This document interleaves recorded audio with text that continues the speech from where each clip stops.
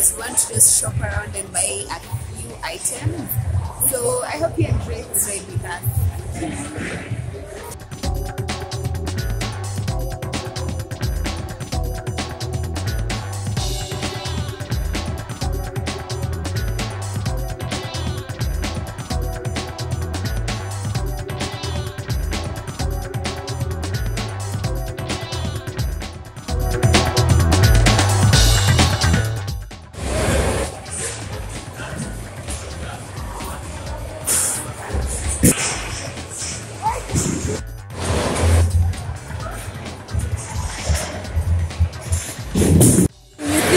Got it till it gets to the center and it's diverts. So it's a really, I don't know,